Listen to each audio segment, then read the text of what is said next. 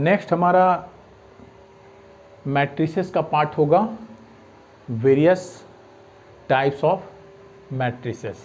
Heading दीजिए various types of matrices. चलिए अब कौन कौन सा मैट्रिक्स होता है शॉर्ट में हम लोग इसे देख लेते हैं। चलिए फर्स्ट हुआ रो मैट्रिक्स। रो मैट्रिक्स ये क्या होता है? ठीक है, एक मैट्रिक्स तुम बना लो, जैसे 1 2 3 -1 0 2 5 7 3/2 लाइक दिस, ये मैट्रिक्स है। तो यहाँ क्या देख रहे हो, 1 2 3 रो और 1 2 3 कॉलम है, ठीक है ना। तो अभी हमको दिखलाना है रो, यानी इसका मतलब ये हुआ कि कॉलम इसमें नहीं होना है, ठीक है ना। रो मैट्रिक्स मीन्स जिसमें केवल रो ही हो, और हम एग्जाम्पल दे देते हैं, आप इसी से क्लियर कर लो, ठीक है। ज़्यादा डिफिनीशन लिखने का ज़रूरत नहीं है, तो आपके अंडरस्टैंडिंग के लिए हम यहाँ एक एग्जाम्पल ही दे देते हैं, पता चल जाएगा। चलिए ये एग्जाम्पल हो गया कि 2√5 - 9, हमने ऐसा कुछ नंबर को ले लिया, और यहाँ आप क्या देख रहे हैं, 1 रो है और 1 2 3 कॉलम्स है, दूसरा रो है ही नहीं, है ना। तो ये आपका रो मैट्रिक्स हो गया जिसमें केवल एक रो हो, ठीक है। चलिए आगे दूसरा होगा, दूसरा मैट्रिक्स आपका होगा क्या लिखा जाए, जीरो मैट्रिक्स, ठीक है। या चलो अभी कॉलम मैट्रिक्स, कॉलम मैट्रिक्स, ठीक इसके अपोजिट लिख देना है। रो मैट्रिक्स में केवल रो होना है और कॉलम मैट्रिक्स में कॉलम को दिखलाना है, तो इसको उलट के लिख दो तो वो भी हो जाएगा, या अदरवाइज 0 मान लो 5/2, ये आपका हो गया कॉलम मैट्रिक्स। 1 2 3 इसमें रो हो गया और एक ही कॉलम हो गया, तो जिसमें एक कॉलम हो कॉलम मैट्रिक्स, जिसमें एक रो हो रो मैट्रिक्स। क्लियर? ठीक है, कॉपी करते चलो, आगे देखना। 3 नंबर में हम लिखते हैं 0 या नल भी बोल सकते हो, नल मैट्रिक्स, नल मैट्रिक्स, इसको दिखलाना है। मतलब आपका मैट्रिक्स ऐसा होगा जिसमें सारे एलिमेंट को आप 0 कर दीजिए, ठीक है ना। तो एग्जाम्पल ही दे लेते हैं, 0 0 0 0। देखो ये 2 × 2 का मैट्रिक्स हो गया, because each element is 0, so this is 0 matrix, ठीक है। आगे देखो, चाहो तो सेकंड अगर हम एग्जाम्पल लेना चाहें, ऐसा नहीं है कि केवल वो स्क्वायर मैट्रिक्स ही होना चाहिए। तो मान लो हमने लिया 0 0 0 0 0 0 ऐसे, ये रहा आपका 2 ऑर्डर, यानी 2 रोज और 3 कॉलम, तो ये मैट्रिक्स है। मतलब देखना आपको होगा कि सारे एलिमेंट 0 है या नहीं, ओके। तो ये रहा आपका नल मैट्रिक्स या 0 मैट्रिक्स। चलो आगे हम मैट्रिक्स को देखते हैं, कॉपी करते जाइए। क्या होगा, 4 नंबर आपका है 0 मैट्रिक्स के बाद देखते हैं diagonal matrix. Diagonal matrix, diagonal matrix, तो डायगोनल मैट्रिक्स में क्या कहोगे? चलो डायगोनल मैट्रिक्स पहले हम लोग स्क्वायर मैट्रिक्स जान लेते हैं, क्योंकि होगा क्या, जैसे अभी हमने ये लिखा है, तो स्क्वायर मैट्रिक्स क्या होगा, जिसका रो नंबर ऑफ रोज और नंबर ऑफ कॉलम बराबर हो, तब तो हम यहाँ डायगोनल ऐसे दिखला पाएंगे। और अगर आप दो मतलब रो वाला 2 3 5 1 2 0 ये हमने ले लिया 2 × 3 में, तब आपका डायगोनल निकालना मुश्किल होगा, है ना, ये एलिमेंट नहीं आ पा रहा है। तो जब भी हम डायगोनल एलिमेंट की बात करेंगे तब आप स्क्वायर मैट्रिक्स लेंगे, इसलिए सबसे पहले हम लोग स्क्वायर मैट्रिक्स को लिखते हैं।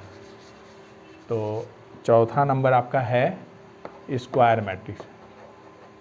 स्क्वायर मैट्रिक्स मतलब एक ऐसा मैट्रिक्स जिसमें नंबर ऑफ रो और नंबर ऑफ कॉलम सेम हो, यानी मैट्रिक्स A ए आई जे जिसमें m इंटू एन नहीं m इंटू एम ही रहे, है ना, तो ए आई भी लिख सकते हो, जे तो लिख सकते हो, वेयर आई इक्वल टू जे हो जाना चाहिए। तो ये आपका स्क्वायर मैट्रिक्स का डिफिनीशन है। इसका मतलब ये हुआ कि कुछ इस तरह का मैट्रिक्स 1 2 3 4 ऐसा, देखो यहाँ पर क्या है 2 रो 2 कॉलम, तो ये स्क्वायर मैट्रिक्स हुआ। ठीक है, इसी तरह अगर हम 3 ऑर्डर के लेते हैं तो सेकेंड एग्जांपल आप दे सकते हैं -2 3 5 √2 1 5 7 3 कुछ भी लिख दो 15, ये तो ये आपका 3 इंटू 3 रो और 3 कॉलम का मैट्रिक्स है, तो ये स्क्वायर मैट्रिक्स हुआ। ठीक है, number of row equal to number of column होना चाहिए, तो स्क्वायर मैट्रिक्स होगा। और अब जब स्क्वायर मैट्रिक्स में डायगोनल एलिमेंट की बात हम करेंगे तो ये हो गया आपका डायगोनल एलिमेंट। देखिए ये हो गया डायगोनल एलिमेंट और बाकी सब एलिमेंट नॉन डायगोनल एलिमेंट कहलाता है। ठीक है ना, चलिए इसे कॉपी करते जाइए। और अब हमारा फिर उसी टॉपिक पर चर्चा कर रहे हैं, मीन्स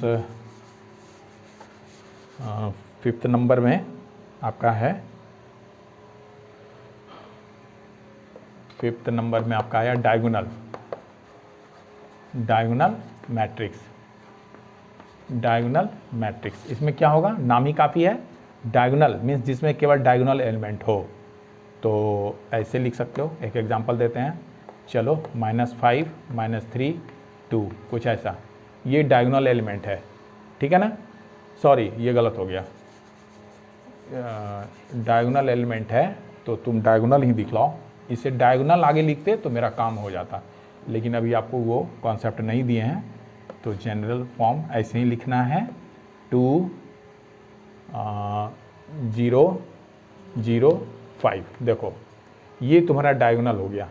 ठीक है ना, ये डायगोनल एलिमेंट हो और नॉन डायगोनल एलिमेंट सारा 0 हो जाए तो इसको ऐसे लिखते हैं। अगर ये 2 इंटू 2 ऑर्डर हुआ, उसी तरह अगर आप चाहो 3 इंटू 3 ऑर्डर में, सपोज करो ये रहा 3 0 0 0 1 0 0 0, मान लो यहाँ 5/2 हमने दे दिया, तो ये, तो यहाँ डायगोनल एलिमेंट ये रहा, ये 3 इंटू 3 का, सॉरी 3 इंटू 3 का ये डायगोनल मैट्रिक्स हुआ।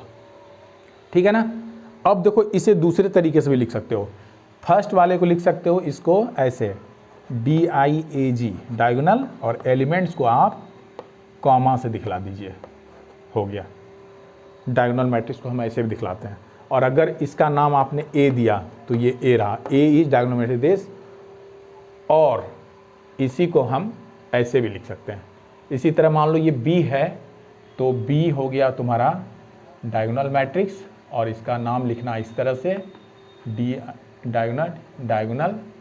ठीक है ना, और एलिमेंट्स को हम कॉमा से सेपरेट कर देंगे, मीन्स 3 1 5/2, ये रहा। ये लिखो या फिर ये लिखो, बात बराबर। तो ये रहा तुम्हारा डायगोनल मैट्रिक्स। फटाफट कॉपी करते चलो। आगे हम देखेंगे स्केलर मैट्रिक्स। फिर इसमें क्या होगा, स्केलर मीन्स कांस्टेंट, जिसके सारे एलिमेंट एक ही हो, कांस्टेंट हो, मीन्स यहाँ पर 6 नंबर हो गया स्केलर मैट्रिक्स, स्केलर मैट्रिक्स। ठीक है, ये क्या होगा, तो एग्जांपल ही लेते हैं, ये ए कोई मैट्रिक्स है और इसके एलिमेंट को स्केलर कर दो। मान लो यहाँ 5 0 0 0 5 0 0 0 5, क्या देखा तुमने, इस सारे डायगोनल एलिमेंट को, है ना, इक्वल कर दिया, यानी 5 5 5 सारे एलिमेंट एक ही हो तो वो स्केलर कहलाता है। और ये आपका 3 इंटू 3 ऑर्डर का हुआ स्केलर मैट्रिक्स। ठीक है, और अब हम देखते हैं अगर ये 1 1 1 कर दें तो इस तरह का मैट्रिक्स का नाम हो जाएगा यूनिट मैट्रिक्स। तो यहाँ हम 7 नंबर में लिखते हैं यूनिट मैट्रिक्स क्या होता है। तो ये रहा आपका 7 नंबर, यूनिट या आइडेंटिटी भी बोल सकते हो, यूनिट या आइडेंटिटी मैट्रिक्स, आइडेंटिटी मैट्रिक्स। तो ये क्या होगा, इसका एग्जांपल देते हैं, ये रहा, सपोज कीजिए 1 0 0 1, सारे एलिमेंट को आपको 1 कर देना है, ठीक है ना। चाहो तो ये हो गया 2 × 2 ऑर्डर का, और देना चाहो एग्जाम्पल तो दूसरा एग्जाम्पल हम दे रहे हैं 1 0 0 0 1 0 0 0 1, यानी डायगोनल एलिमेंट को आपको 1 कर देना है। सारा डायगोनल एलिमेंट 1 है, इसीलिए यह यूनिट मैट्रिक्स हुआ, ठीक है। तो ये रहा यूनिट मैट्रिक्स। इसका हमको ज़रूरत होगा जब हम आगे मैट्रिक्स ऑपरेशन करेंगे या फिर मैट्रिक्स का इन्वर्स निकालेंगे, तब यहाँ ज़रूरत पड़ जाएगा। तो चलो आगे इस पर कुछ और भी देखते हैं टॉपिक। डायगोनल के बाद आपका होगा आ रहा है एक वर्ड कंपेरेबल मैट्रिक्स, ठीक है। तो कंपेरेबल मैट्रिक्स अगला आपका होगा टाइप कंपेरेबल मैट्रिक्स। तो यहाँ हमको लिखना होगा, चलिए नोट करते हैं, कंपेरेबल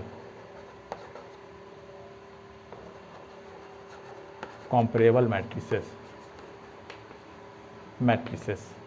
तो नाम ही काफ़ी है, कंपेरेबल, कंपेयर करना है, और वही मैट्रिक्स कंपेयर होगा जिसका ऑर्डर सेम होगा, ठीक है ना। तो लिख दीजिए कि to matrices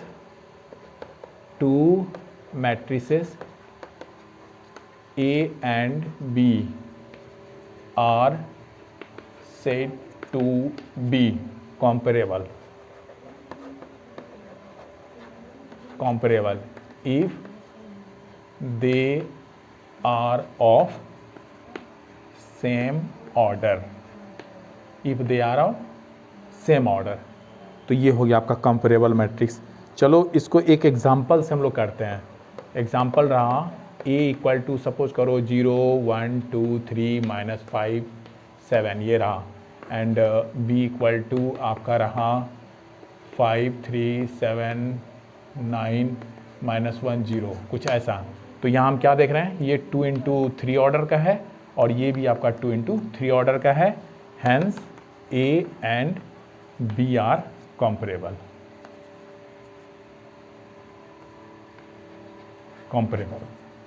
matrix, okay, because order of both the matrices are same, 2 × 3 2 × 3 matrix. और इसका ज़रूरत हमको पड़ेगा जब मैट्रिक्स एडिशन हम लोग करेंगे या सब्सट्रैक्शन करेंगे, ठीक है। चलिए ये कौन सा नंबर था, मेरे ख्याल से ये 7 नंबर था, ठीक है ना, नहीं 8 नंबर होना चाहिए, 8 नंबर, ठीक है। और आगे आपका है एक और मैट्रिक्स जिसको हम कहेंगे इक्वल मैट्रिक्स। चलिए यहाँ रहा 9 नंबर इक्वल मैट्रिसेस। तो यहाँ भी वर्ड से ही पता चल जाएगा आपको, equal matrices means two matrix A and B are said to be equal, okay, are said to be equal if they have same element, if elements are same in both the matrices, ठीक है। चलो इसे मिटाते हैं, ये clear नहीं हो पा रहा है। यहाँ लिखते हैं आर इक्वल इफ ऑर्डर तो सेम होना चाहिए, है ना, if said to be equal if they are of same order and with same element, ऐसे आप लिख सकते हैं, if with same order and with same corresponding element, ठीक है, सेम कॉरस्पॉन्डिंग एलिमेंट्स, ओके। ये होगा, मतलब एलिमेंट्स को सेम होना है, ऑर्डर को भी सेम होना है। जैसे एग्जांपल देते हैं 2 3 5 7 9 3, ये A है और ये रहा B भी सेम ही बना दो, तो तुम्हारा वो हो जाएगा इक्वल, मीन्स यही लिखना होगा 2 3 5 7 9 3 ऐसा। तो लिख सकते हो A is equal to B, because ये ऑर्डर भी सेम है 2 into 3 ऑर्डर का और एलिमेंट्स भी सेम है। और एक्चुअली इसका यूज़ हम कहाँ करते हैं इसको हम देखते हैं। देखिए अगर मान लो यहाँ तुमको वेरिएबल दे दिया जाता, ठीक है, सपोज करो यहाँ अगर कंडीशन आ जाए A और B इक्वल मैट्रिक्स है और यहाँ के कुछ एलिमेंट्स को हम हटा देते हैं, सपोज कीजिए यहाँ X है, यहाँ Y है और यहाँ Z है, तो आपका क्वेश्चन है कि if A equal to B means A and B are equal, then find X Y and Z, ये आपको फाइंड करना है। तो अभी अभी आपको बताया गया कि 2 matrices are said to be equal if their corresponding elements are same. Okay, तो यहाँ क्या हो रहा है, देखो ये X के प्लेस पर यानी first element of first row first column, तो देखो फर्स्ट रो फर्स्ट कॉलम का एलिमेंट आपका यहाँ है, देखो मिल रहा है ना। तो इससे हमारा आंसर हो गया, चलो यहाँ आंसर करके लिखते हैं, X इज 2, Y क्या होगा, तो ढूंढो करस्पॉन्डिंग एलिमेंट, ये हो गया आपका सेकेंड रो और सेकेंड कॉलम में पड़ता है Y, तो यहाँ हम देख रहे हैं 7, तो ये रहा 7। एंड Z के बारे में क्या बोलोगे, देखो ये Z फर्स्ट रो का थर्ड कॉलम एलिमेंट है, फर्स्ट रो का थर्ड कॉलम में आपका 9 है, तो ये 9 हो गया, तो ये आपका आंसर हुआ। ठीक है, तो इक्वल मैट्रिक्स का ऐसा यही कॉन्सेप्ट है और इस पर कुछ क्वेश्चंस होंगे, आपको वो सॉल्व करना है। तो ठीक है, आगे और भी कुछ देखेंगे कॉन्सेप्ट्स, इसे आप कॉपी कर लीजिए।